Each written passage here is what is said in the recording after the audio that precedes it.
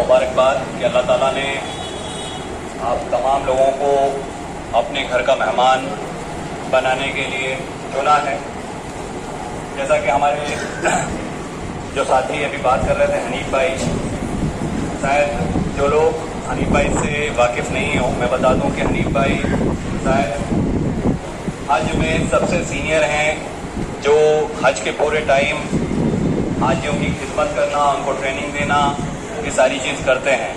और यहाँ पर जितने भी लोग खड़े हैं, चाहे मुजफ्फर भाई हों, कादिर भाई हों, दूसरे और साथी हों, वो तमाम लोग बिना कोई पैसे लिए, वो हज कमेटी के पगारदार नहीं हैं, वो मेरे और दूसरे साथियों की तरह ही खिदमत करने वाले लोग हैं जो आपके साथ हैं। और उन्हीं लोगों की वजह से ये मुद्दा मेरे और हमारे साथियों के ध्यान पे आया कि किस तरह से हज कमेटी ऑफ इंडिया और भारत सरकार ने इस मामले में जो हाजियों से ली जाने वाली रकम है, उसमें खास करके गुजरात के हाजियों पर 115% का वधारा किया है। कितने टका का? 115% का वधारा। आप लोगों को जो रेगुलर हज हर साल हो रही थी, 2 साल 2020 और 21 में कोविड के हिसाब से पूरी दुनिया से कोई भी हाजी जा नहीं पाया था, सिर्फ सऊदी के अलावा, और 2022 में गए थे। तो हमारे पास नॉर्मल डेज का एक कंपेयर करने के लिए जो आंकड़ा है वो 2019 का आंकड़ा है कि 2019 में जब हाजी हज के लिए गए तो कितनी रकम थी, उनसे कितनी रकम ली गई थी। तो जब हम हज कमेटी ऑफ इंडिया के ही आंकड़ों को देखते हैं तो 2,40,000 जो थी वो 2019 में हाजियों से ली गई थी। 2,40,000 में से भी 2100 रियाल हाजियों को जिद्दा पे या मदीना में जाने पर दिए गए थे वापस, और 2100 रियाल 2019 के हिसाब से जब हम उसको काउंट करते हैं तो वो रकम 50,000 के आसपास जाती है। यानी हाजी, और उसके बाद जब हाजी वापस आए थे तो हर हाजी के अकाउंट में जो रिफंड आया था वो 5 से 7,000 का रिफंड आया था। यानी 2019 की जो हज थी वो एक हाजी के लिए 1,80,000 में हुई थी, और इस बार जो रकम ली जा रही है वो 3,72,824 रुपए ली जा रही है। हुआ 115% का वधारा 4 साल में। मैं कल कुछ लोगों से बात कर रहा था, मतलब अगर सरकार कह रही है कि उन्होंने बिल्कुल भी इसमें वधारा नहीं किया या बहुत अकॉर्डिंग टू जो महंगाई है उसके हिसाब से है, तो मैंने बोला सरकार भारत देश के हर नागरिक के लिए ऐसी स्कीम निकाले कि जिसमें 4 साल में पैसा डबल हो जाए। 2019 के हज के मुताबिक और 2023 में ये रकम दुगनी से ज़्यादा हो गई है। तो अगर सरकार कहती है कि हमने जो भाव वधारा है, जो आज की रकम का वधारा है वो मुनासिब है, तो ऐसी स्कीम भारत के हर नागरिक के लिए होनी चाहिए कि भारत सरकार ऐसे बोर्ड बाहर निकाले जिसमें नागरिक अपना पैसा 4 साल में डबल कर सके। अगर वहां सरकार नहीं कर सकती तो ये भाव वधारा करने का भी उनको हक नहीं है। दूसरा, मैंने 2 मुद्दे ले लिए इसमें, 2100 रियाल वाला और 3,72,000। अब सवाल ये है कि जिससे हमारा देश चलता है, जिससे हम सब यहाँ बैठे हैं, मैं बात कर रहा हूँ, वो संविधान की आर्टिकल 14 ये कहता है कि देश के हर नागरिक के बीच में समानता होनी चाहिए। उसको जो अधिकार दिए जाते हैं वो तो उसके अधिकार समान होने चाहिए, उसके फराइज जो है वो समान होने चाहिए।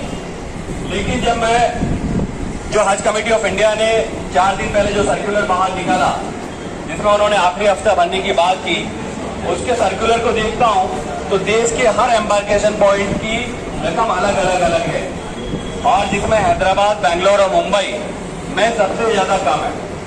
और उनकी एयरलाइंस भी, जो आपको एयरलाइंस 10 एम्बार्केशन पॉइंट अहमदाबाद सहित नागपुर, इंदौर, रांची, गया, गुवाहाटी, औरंगाबाद, ऐसे 10 एम्बार्केशन पॉइंट हैं जिन पे से हाजियों को ले जाने के लिए गो फर्स्ट जैसी कंपनी है, और हैदराबाद, बेंगलोर और मुंबई को ले जाने के लिए सऊदी एयरलाइंस और विस्तारा जैसी फेमस कंपनीज हैं।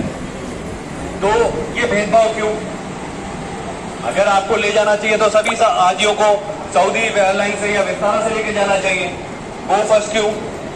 और गो फर्स्ट एक ऐसी कंपनी है शायद आप लोगों ने मेरे मैसेजेस देखे होंगे, मेरे वीडियोस देखे होंगे, जिसमें मैंने बताया है कि आज से 8 दिन पहले गो एयर और गो फास्ट दोनों एक ही कंपनी है, उन्होंने NCLT में एक एप्लीकेशन दायर की है।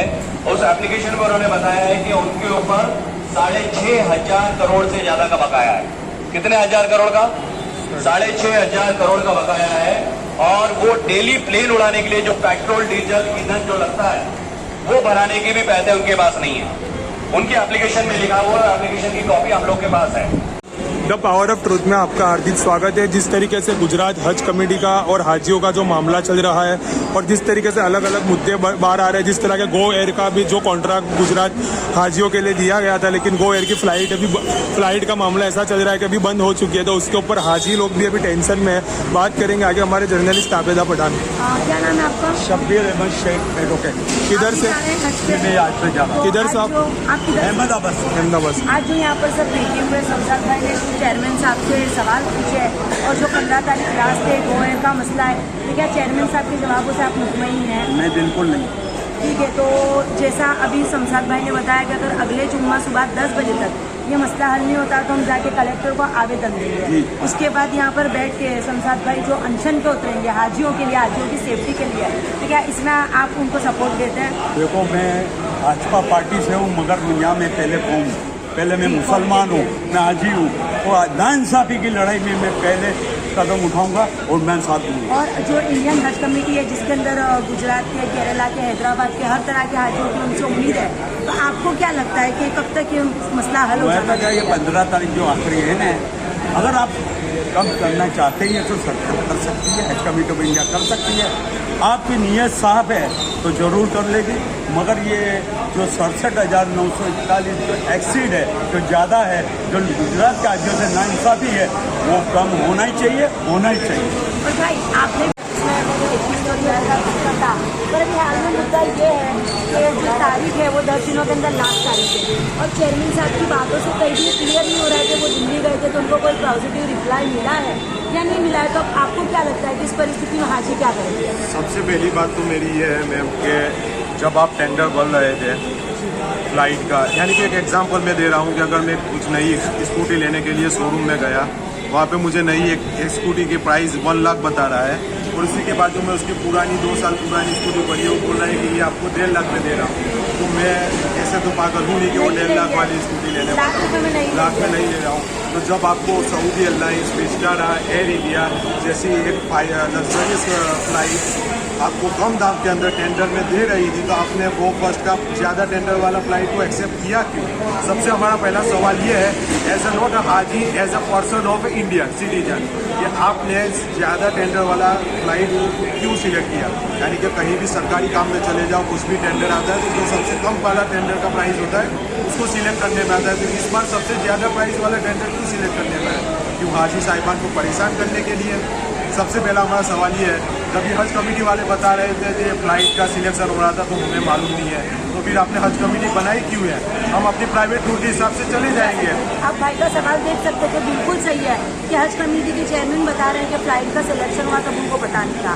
अब जल्द से जल्द इसके ऊपर हज कमेटी के चेयरमैन क्या एक्शन लेते हैं, गवर्नमेंट की तरफ से उनको क्या पॉजिटिव, क्योंकि इस साल गुजरात के हाजियों के सर पे एक लटकती तलवार जैसा सीन है, जिसके अंदर पैसे भरने की तारीख 10 दिन से आगे बढ़ाई जाए, ये भी इनकी मांग है। इसके ऊपर जल्द से जल्द हम एडवोकेट शमशाद खान पठान से बात करेंगे। द पावर ऑफ ट्रुथ में आपका स्वागत है। मैं हूँ आबेदा पठान, मेरे साथी है जर्नलिस्ट सुजैब, और हमारे साथ मौजूद है एडवोकेट शमशाद पठान, जिन्होंने हाजियों के मुद्दों को लेकर आज हज हाउस में सबको भेजी किया है, और उन्होंने चेयरमैन साहब से भी काफ़ी सवाल पूछे। शमशाद भाई, जैसा मैं पीछे बैठी हुई थी और चेयरमैन साहब की बातों से कोई भी हाजी मुझे मुतमईन नहीं लग रहे थे। इवन एज अ मीडिया मुझे भी उनके जवाबों से कोई एश्योरिटी नहीं मिली, और जैसा कि मुद्दा है कि पैसे भरने का टाइम बहुत शॉर्ट दिया गया है, आपने भी उनसे गुजारिश की कि उसका टाइम बढ़ाया जाए, और आप आवेदन भी देने वाले हो, तो आपको क्या लगता है कि हज कमेटी जो गुजरात की है वो आगे क्या इसके लिए प्रोसीजर करेगी, क्योंकि वक्त बहुत कम है? देखिए, हमने इसीलिए उनसे कहा है कि जो 15 तारीख है उस टाइम को बढ़ाया जाए और हाजियों को ये मौका दिया जाए, और आप भी जो कोशिश कर रहे हैं उन कोशिशों का भी कोई नतीजा निकले, वो तभी हो पाएगा कि जब ये पैसे भरने का टाइम आप बढ़ाएंगे। तो उन्होंने ये एश्योर किया है कि वो कोशिश कर रहे हैं और उन्होंने भी ये उम्मीद जताई है कि इंशाल्लाह हाजियों को पैसे देने का जो वक्त है उसमें कुछ टाइम का और इजाफा होगा। और जैसा कि उन्होंने सरकार को वो गए थे, उन्होंने बात की थी, कुछ उन्होंने वहाँ पे आवेदन भी किया है, तो उनकी बातों से कहीं ना कहीं मुझे ऐसा लगा नहीं कि सरकार ने गुजरात के हाजियों के लिए कोई पॉजिटिव रिस्पॉन्स दिया हो। तो इस वजह से सारे हाजी असमंजस में, और जो आप फ्राइडे इसी फ्राइडे को आप आवेदन भी दे रहे हैं और आप यहाँ पे बैठने की बात है, तो आपको क्या लगता है कि चेयरमैन साहब को उसमें क्या सपोर्ट? देखिए, चेयरमैन साहब के कितना सपोर्ट होगा, उन्होंने खुल के तो पहले शुरुआत इससे की कि वो हाजियों के साथ में हैं। अगर चेयरमैन साहब यहाँ पर मौजूद होंगे तो उनसे रिक्वेस्ट करेंगे कि वो जब हम कलेक्टर ऑफिस जाएं तो हमारे साथ आएँ। आना नहीं आना उनकी मर्जी है, लेकिन हम ये चाहेंगे कि वो आएँ और कलेक्टर को एक रजूआत हमारी तरफ से वो करें।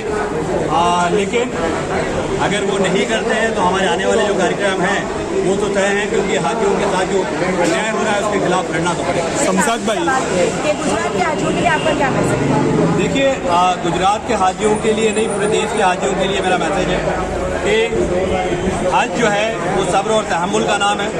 हमको सब्र और तहम्मुल दिखाना है, लेकिन उसी साथ ये भी कहा गया है कि अगर अन्याय हो रहा है, जुल्म हो रहा है, तो उसके खिलाफ आवाज़ उठानी है और अपने हक को हासिल करना है। शमशाद भाई, एक और आखिरी सवाल है कि जिस तरीके से इस साल बाहर आई बात कि जिस तरह का महाराष्ट्र और गुजरात का जो रेट है हज का, उसके अंदर जिस तरह का भेदभाव हो रहा है, ऐसा क्या भूतकाल में भी हो चुका होगा, ऐसा लग रहा है आपको?